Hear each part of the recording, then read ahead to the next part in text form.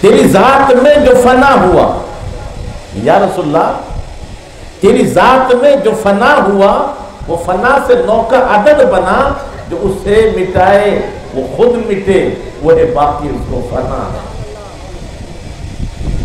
بڑے پتی کی بات، آقا کا مقام تو کتنا اونچا ہے، جو نبی کی ذات میں فنا ہو گیا وہ نو کا عدد بن گیا۔ اور نو کے عدد کی خوبی کیا ہے؟ جو اس سے مٹا ہے وہ خود مٹے۔ غریب نواز باقی ہے، مٹانے والے مٹ گئے۔ غوث پاک باقی ہے، مٹانے والے مٹ گئے۔ مجدد الثانی باقی ہے، اکبر مٹ گیا۔ یزید مٹ گیا، حسین باقی۔ اب بہت آسانی کے ساتھ، یہ گھنٹوں بھر کی بات ہے، سب سے بڑا عدد 9 کا ہے، بعد میں تو پھر گھومتے عدد، لیکن 9 کی خوبی کیا ہے؟ یا رسول اللہ تیری ذات میں جو فنا ہوا وہ فنا سے 9 کا عدد بنا، جو اس سے مٹا ہے وہ خود مٹے، وہ ہے باقی اس کو فنا ہے۔ اب آپ کو سمجھاؤں، اب سمجھنا چاہے تو 1 2 کا پہاڑا لو، 2 ایکم 2، 2 دونی 2 مٹ گیا، 2 تیا 6، 2 مٹ گیا۔ کوئی بھی پہاڑا لے لو وہ مٹ جائے گا، لیکن 9 کا پہاڑا لو، مٹانے والا مٹ جائے گا، یہ نہیں مٹے گا۔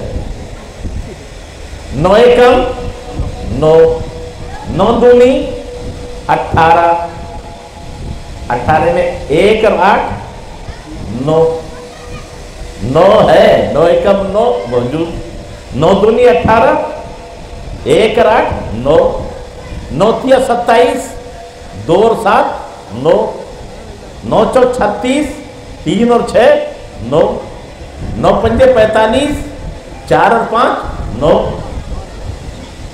9 چھکے 53، کتنے 54، 4 اور 5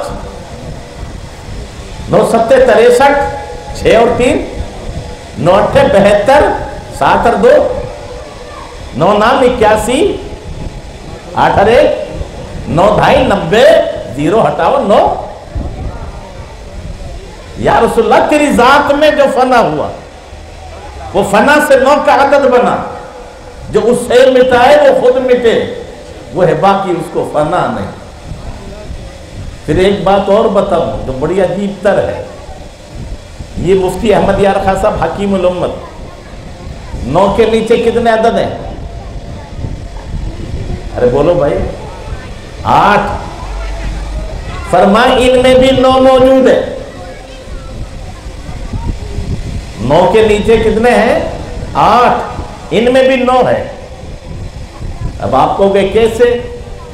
ایک اوپر سے لو، ایک نیچے سے لو۔ 8 اوپر سے، 9 کے نیچے ہے نا جو، اسے لے لو اور نیچے سے لے لو۔ 8 اور 1 9، 8 کے نیچے 7، 1 کے اوپر 2، 7 اور 2 9، 7 کے نیچے 6، 2 کے اوپر 3، 6 اور 3 9، بچ گئے 2، 4 اور 5۔ یا رسول اللہ تیری ذات میں جو فنا ہوا وہ فنا سے 9 کا عدد بنا، جو اسے مٹائے وہ خود مٹے، وہ ہے باقی اس کو فنا نہیں۔ جب 9 کے عدد کی تاثیر تمہیں معلوم ہے وہ نہیں مٹ سکتا، تو جو 9 بن گیا مصطفیٰ کی محبت میں وہ بھی نہیں مٹ سکتا۔ گھنٹے بھر کی بات کو منٹوں میں میں نے قرآن پاک کی جو آیت کریمہ تلاوت کرنے کا شرف حاصل کیا۔ جو اللہ سے ڈرتا ہے اللہ اس کے لیے راستے پیدا کر دیتا ہے۔ اور مصیبت میں مبتلا ہونے والے، اور غیبت میں گرفتار ہونے والے، اور کاروبار سے پریشان ہونے والے، اولاد کی تمنا رکھنے والے، ایک ہی راستہ اپنا لے، وَمَن يَتَّقِ اللَّهَ، اللہ کا خوف پیدا کر، اللہ تیرے لیے راستہ پیدا کرے گا اور وہاں سے تجھے رزق دے گا۔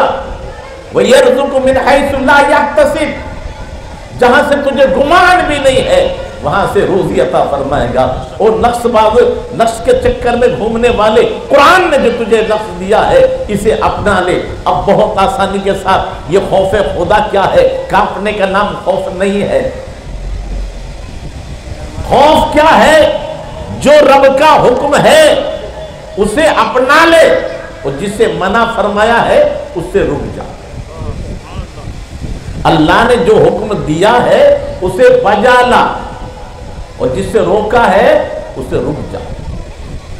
اب اگر نمونہ دیکھنا چاہتے ہو تو میرے رات سب کا آپ تو سیدنا موسیٰ کلیم اللہ فرعون کے گھر میں پلے۔ ارے بولو بھائی،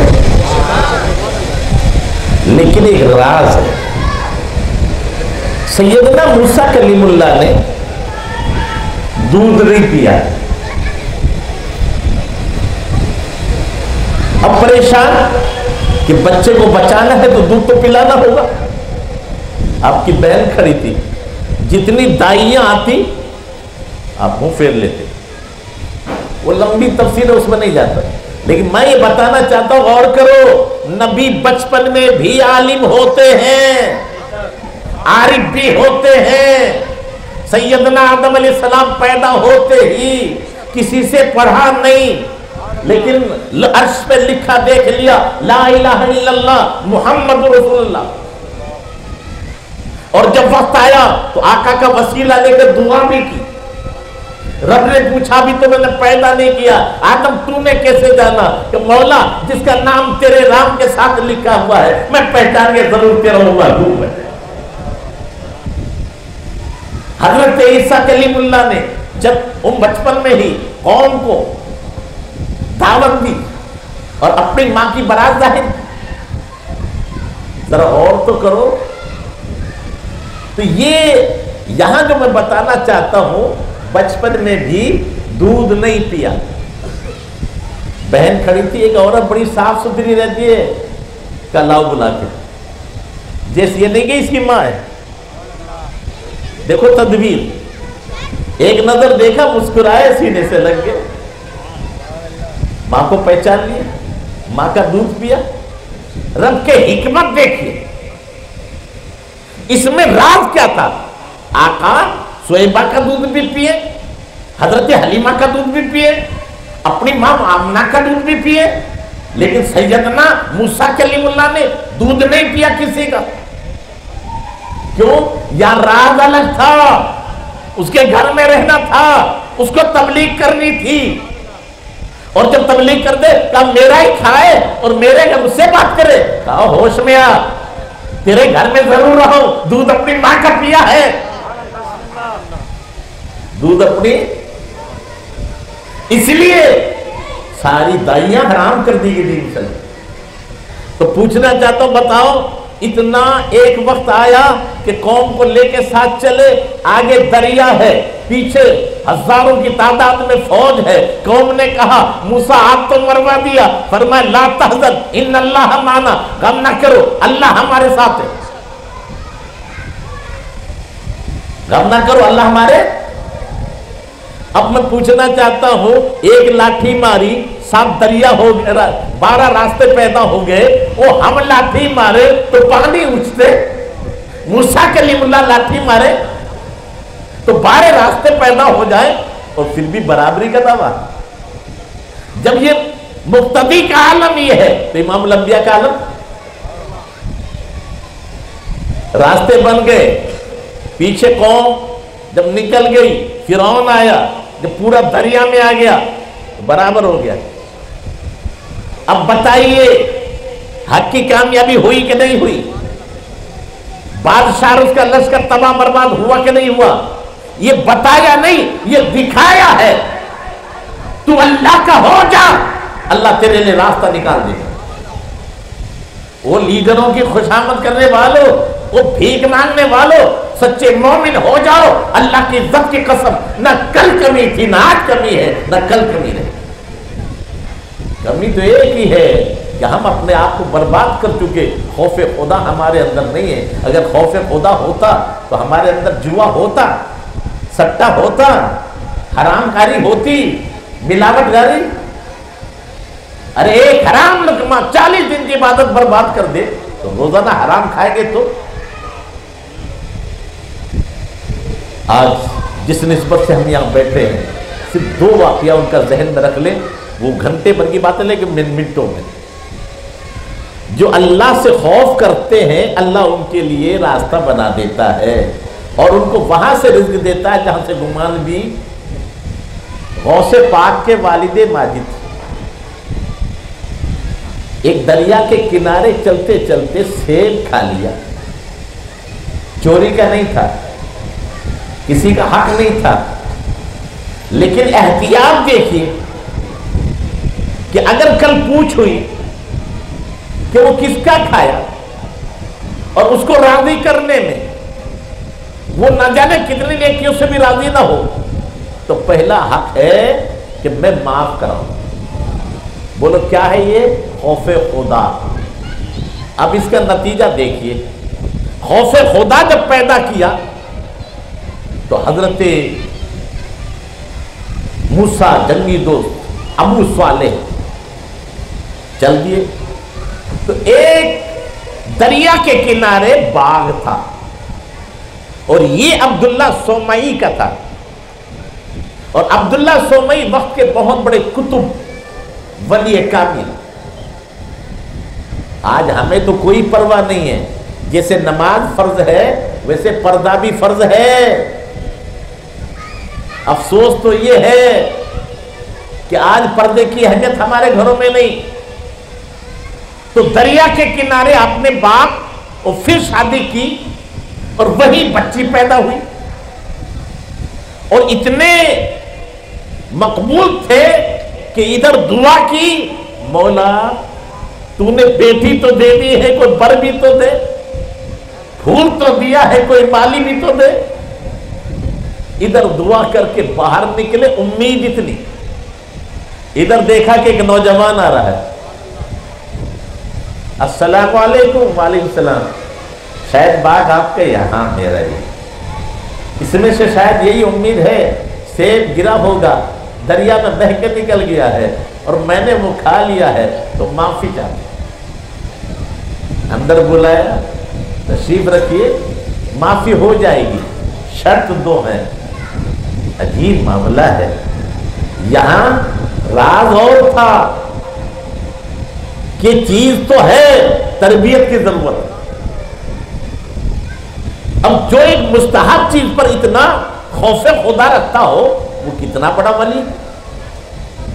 ادھر دوسرا روپ دیکھو، اللہ کا خوف پیدا کیا اور عمل کیا اس پر، تو گھر مل گیا۔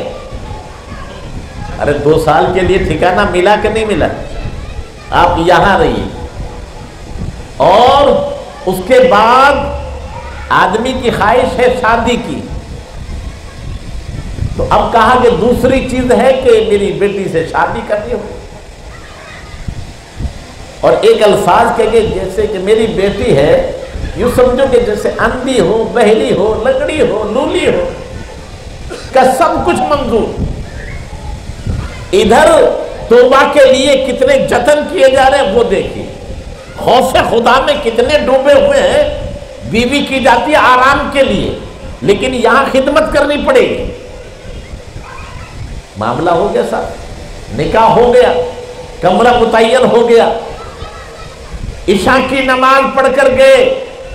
جب یہ معلوم ہے کہ وہ بہری ہے، وہ اندھی ہے، تو بہری کو سلام کرنے کا کیا مقصد؟ لیکن ادھر تو یہ ہے وہ کیسی ہو، مجھے حکم کیا ہے، اذا دخلتم بیوتا فسلموا علی انفسکم، جب بھی تم گھروں میں جاؤ تو گھر والوں کو سلام کرو۔ تو ہر شوہر اگر سلام کرنے لگ جائے تو بیوی ناراض بھی ہوگی، تو سلام کرنا سنت ہے، جواب دینا واجب ہے، اور جواب کا بہتر طریقہ ہے مسکرا کر سلام کا جواب دینا۔ بیٹا آیا، باپ گھر پر ہے، سلام کیا، تو باپ اگر ناراض بھی ہوگا تو مسکرا کر جواب دے گا، تو غصہ تو ختم ہو گیا۔ تو یہ قرآن کا بھی حکم ہے، اور میرے آقا سرکار دو جہاں صلی اللہ علیہ وسلم فرماتے ہیں سلام کو عام کرو، محبتیں پیدا ہوں. صحیح معنوں میں سلام عام ہو جائے تو نفرتیں ختم ہو جائیں. آپ نے سلام کیا، ادھر سے اچانک جواب آیا، اور جیسے ہی آپ نے جواب سنا دیکھا تو آنکھیں بھی ہیں، چہرہ بھی ہے، قد و قامت بھی ہے، ہاتھ بھی سلامت ہے، پسینے آ گئے، باہر نکل آئے. آپ کا سسر دیکھ رہے تھے، عبداللہ سومئی آئے. بیٹا میں نے جو کہا تھا نا اس شروع کا جملہ نہیں سنا، ایسے جیسے اندھی ہو گئے. کیا مطلب؟ اندھی اس لیے ہے کہ غیر محرم کو آج تک دیکھا نہیں، بہری اس لیے ہے کہ کسی غیر محرم کا کلام آج تک سنا نہیں، لنگڑی اس لیے ہے کہ پیروں سے آج تک کسی غیر کے یہاں گئی نہیں، لولی اس لیے ہے کہ آج تک کسی غیر محرم کو چھوا نہیں. اب اندازہ لگائیے، جہاں باپ اتنا نیک ہو، ماں اتنی نیک ہو، پھر اس سے کھلنے والا پھول غوث آدم نہ ہوگے تو کون ہو؟ اور اس کی ایک بڑی راز کی بات ہم تو گھنٹوں میں بھی بیان نہیں کر سکتے. یہ گلاب کا پھول ہے، لیکن بغیر چمن کے آ جائے گا. جیسے خوشبو لی تو گلاب دیکھا تو چمن، اور چمن میں بھی موسم چاہیے، اور موسم میں بارش چاہیے. یہ سب چیز جمع ہوں گی تو گلاب کا پھول ہوگا. تو بریلی کے تاجدار بھی کہتے ہیں یہ غوث پاک کس چمن کے پھول ہیں، اور موسم کون ہے، اور بارش کا نام کیا ہے. تو فرماتے ہیں نبوی می، الوی فصل، بطولی مادک، بطولی گلشن.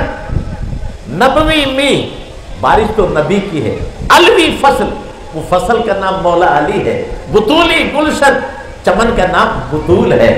حسنی پھول حسینی ہے مہکنا تیرا، واہ کیا مرتبہ ہے غوث بالا تیرا، اونچے اونچوں کے سروں سے قدوالا تیرا. سبحان اللہ، اللہ اکبر یا رسول اللہ. ایک لال ہوتا ہے، لال پہاڑ میں ہوتا ہے، پہاڑ میں کھو ہوتی ہے، کھو میں سورج کی کرنیں پڑتی ہیں تب وہ لال بنتا ہے. تو ادھر کیا کہا؟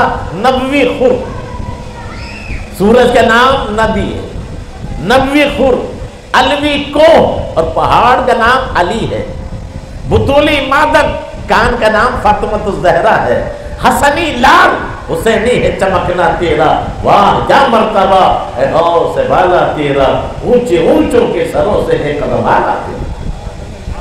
تو غوث پاک کے باپ نے خوف خدا کیا تو ساری دنیا دیکھ لو کہ ٹھکانہ بھی ملا، رزق بھی ملا، پھر پورے باغ کے مالک بھی ابو صالح مالک ہو. یہ کہاں سے؟ خوف خدا. آگے غوث پاک کی خوبی اور ہے جس کی تشریح کا وقت نہیں ہے لیکن ضروری ہے آج کے دور میں. ہم نے پیر بڑے خطرناک بنا لیے، چمٹے سا، لکڑ سا، لٹا دھاری، بے نمازی، اور جتنی گالی دے تو ہم سمجھے اتنا ہی بڑا پیر ہے. یہ ہماری قوم کا المیہ ہے. اور جب بات آئے عبادت کی، نماز کی، تو کہتے ہیں یہ تو طریقت والے ہیں. تو غوث اعظم فرماتے ہیں تو حسنی حسینی کیوں نہ محی الدین ہو، اے خضر مجمع بحرین ہے دریا کے. یہ مجمع بحرین سے بہت بڑا اشارہ. مجمع بحرین دو دریا جہاں ملتے ہو، تو جیسے دو دریا مل رہے تھے وہاں حضرت خضر ملے. قرآن نے بھی اشارہ دیا ولی تجھے کہاں ملیں گے؟ مجمع بحرین پر، جہاں شریعت و طریقت ملے تو ولی ملے. اسی لیے سید عبد الواحد بلگرامی رحمت اللہ علیہ سے پوچھا کہ شریعت و طریقت، فرمایا دونوں ایک ہے، جو انہیں الگ سمجھے وہ بے دین ہے. اور مثال دی، شریعت بال ہے، طریقت مانگ ہے.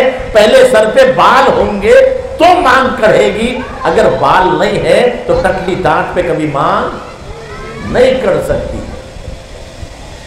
اب آپ ذہن میں رکھیے، ایک اشارہ اور دیا قرآن نے بتایا نہیں، میں نے جو دعویٰ کیا دکھایا ہے۔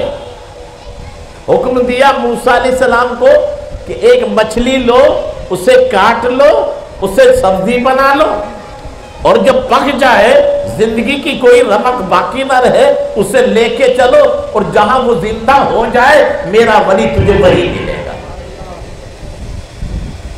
سب کچھ حضرت خضر علیہ السلام کے بارے میں موسیٰ علیہ السلام کو معلوم، لیکن یہ قیامت تک کیا بتایا ہے؟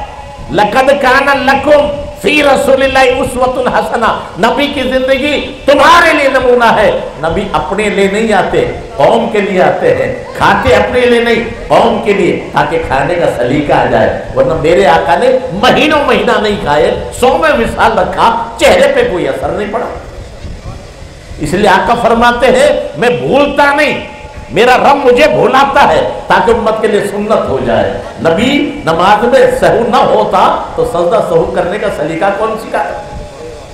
تو یہاں بھی موسیٰ علیہ السلام کی زندگی ہمارے لیے، جیسے کوئی کہے ارے ولیوں سے مانگنا، ولیوں کی تلاش کرنا، ولیوں کی صحبت میں رہنا کہیں ثابت ہے؟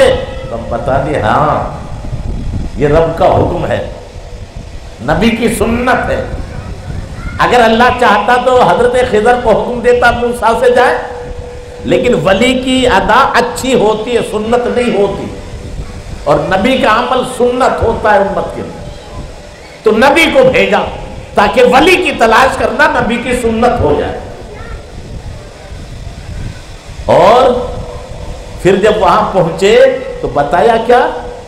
یہاں بیٹھے نہیں ہیں، حضرت خضر وہاں نہیں تھے، آپ سو گئے، آپ کے خادم جاگ رہے ہیں، اور دیکھا مچھلی زندہ ہوئی، دریا میں گر گئی، لیکن دریا میں گری تو ڈوب جانا چاہیے تھا، ادھر کا پانی ادھر، ادھر کا پانی ادھر، اوپر کا اوپر نیچے، سرنگ بن گئی، اور مچھلی پانی میں تیرتی ہے، یہ ہوا میں تیر رہی۔ کہا کہ میں یاد دلاؤں گا، بھول گئے، تھوڑ دور گئے، آج تو کیا ہوا؟ تھکان ہو رہی ہے، بھوک لگے، ناشتہ، کہ حضرت وہ تو ایسا عجیب معاملہ، کہ وہی تو ہماری اصل منزل تھی، چلو۔ واپس آئے تو حضرت خضر ملے، کیا پتہ چلا؟ اس وقت حضرت خضر وہاں نہیں تھے، تو جہاں اللہ والے رہے وہاں کی آب و ہوا شفا بخش نہیں، حیات بخش ہو جاتی، وہاں کی ہوا لگی، زندگی مل گئی۔ جب ولی کے ٹھکانے کی زمین جہاں ولی قیام کرے وہاں کی خاک حیات بخش ہو جائے، تو جہاں مدینے کی ہوا خاک کو اگر خاک شفا کہیں تو فتوے لگانے والے سوچیں۔ اب کیا فیصلہ ہوا؟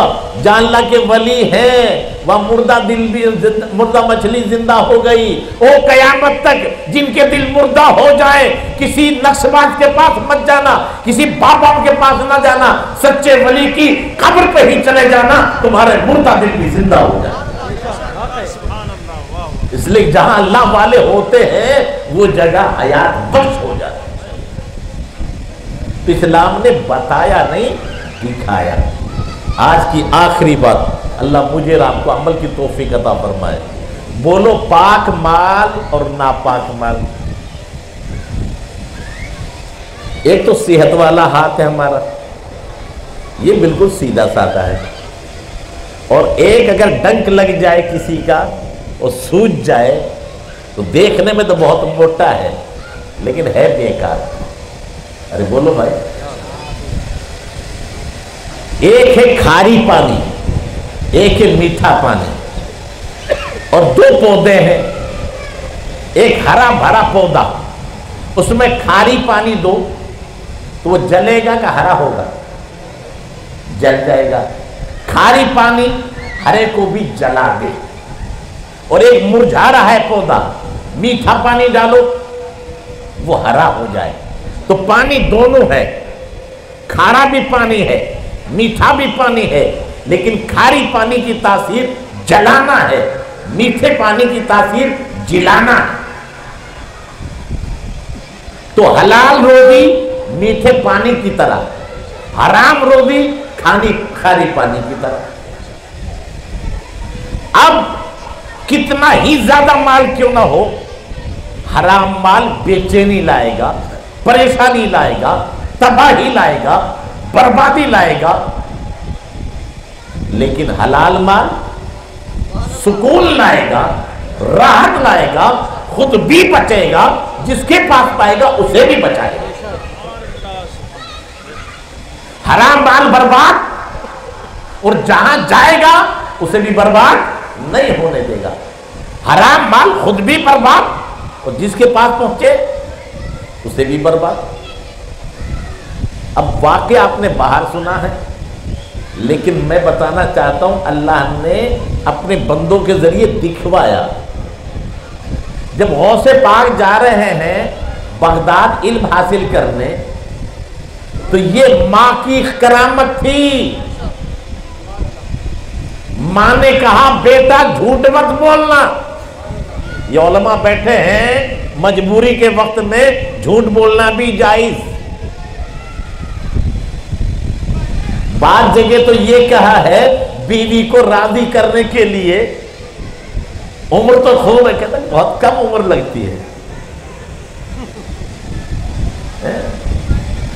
کپڑے نہیں جچ رہے، لیکن تیرے اوپر تو یہ کپڑا بڑے جچ رہے. اور شوہر کی زبان سے اتنی تعریف سن کر وہ شریعت میں جائز ہے. لیکن ماں یہ بتا رہی ہے بیٹا تجھے آج وہ کام کرنا ہے جو آقا کی حدیث ہے، الصدق ینجی والکذب یہلک، سچ نجات دیتا ہے، جھوٹ ہلاک کرتا ہے. تو عزیمت پہ عمل کرتے ہوئے تجھے سچ بولنا. ایک بات، ایک حرام لقمے سے پلا ہو اور ایک حلال روزی سے. حرام روزی سے پلنے والا لالچت ہو سکتا ہے، موٹا تازہ ہو سکتا ہے، چہرے پہ نور نہیں ہوگا، احترام نہیں ہوگا، عقیدت نہیں ہوگی. اور جو چیز حلال روزی سے پلا ہے وہ جسم دیکھنے میں پتلا دبلا ہو، لیکن وقت کے امیر بھی یوں جھکے نظر آئے گے، شہنشاہ بھی جھکے نظر آئیں گے. حضور مفتی اعظم ہند کی زندگی کو جنہیں نہ دیکھا ہے، بڑے پتلے دبلے تھے لیکن حکمراں بھی یوں ہاتھ سامنے. کیا اثر ہے؟ اب یہ دکھایا. بتاؤ قافلہ بہت لمبا چوڑا تھا نا، اور ڈاکو جب آئے تو قافلے کو لوٹ رہے تھے، مار رہے تھے، چھین رہے تھے، زبردستی کر رہے تھے. لیکن بتاؤ غوث پاک کو کسی نے مارا؟ کسی نے جھپٹا مارا؟ کیوں؟ اسی قافلے میں ہے، بہت جوان نہیں ہے، لیکن حلال کمائی کے اثرات نظر آ رہے ہیں. ڈاکو بھی ڈاکو ہو کر کہہ رہے تھے شہزادے کیا ہے تمہارے پاس؟ اور آپ فرماتے 40 اشد. تو جو چھپا رہے تھے ان سے چھین رہے تھے، اور یہاں مجال نہیں، کہہ رہے ہے کوئی لیتا نہیں. آخری بات کہ بادشاہ نے ان کے سردار نے پوچھا وہ لوگ کیا ہوا؟ سب لوگ، ایک جوان بچ گیا ہے. کیا کہتا ہے؟ یہ بھی قدرت نے دکھایا، کسی کو موقع نہیں دیا سردار کو، کہ سودا سردار کے ذریعے ہونا تھا. کہا کیا ہوا؟ کہتا 40 اشوی، جہاں ایک آنے کی قیمت، وہاں 40 اشوی بہت بڑی بات. چلو وہ آئے، اور آنے کے بعد شہزادے کیا ہے 40 اشوی، گھبرائے نہیں، پریشان نہیں ہوئے. کیوں؟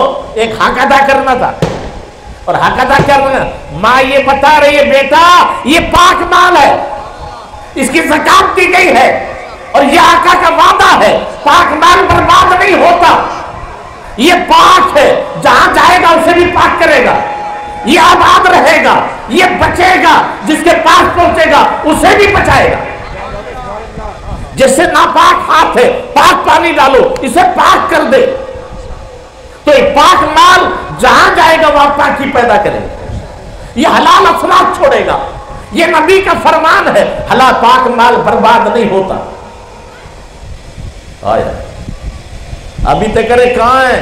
آپ نے بنڈی اتار کے دے دی. وہ जेबों में तलाश करे, शहजादे इसमें तो नहीं है, झूठ नहीं बोलना चाहिए। कहा हम झूठ नहीं बोलते, इधर आ ला। अब अपने हाथ में ली, वो बगल के नीचे जेबों में नहीं थी, सिल रही थी। अब उधेड़ना शुरू किया। अब जैसे उधेड़ रहे हैं हाथ से, और डाकों के हाथ का यूं नीचे, उसी से ली सदरी, उसी के हाथ में रहने दी, खुद उधेड़ने लगे।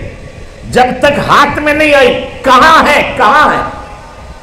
और जैसे ही उधड़कर अशरफी हाथ में गिरी, चेहरा बदला, आंखों में आंसू। शहजादे ये तो इतनी छुपी हुई थी, तलाश करने वाले तलाश नहीं कर सकते थे, तूने बताया क्यों? कहीं इसको छुपाना नहीं है, छपाना है?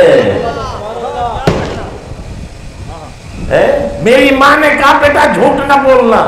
अब कहता तू माँ के हुक्म का फरमाबरदार, हम रब के हुक्म को झुटला रहे। अबे असर कहां से आया?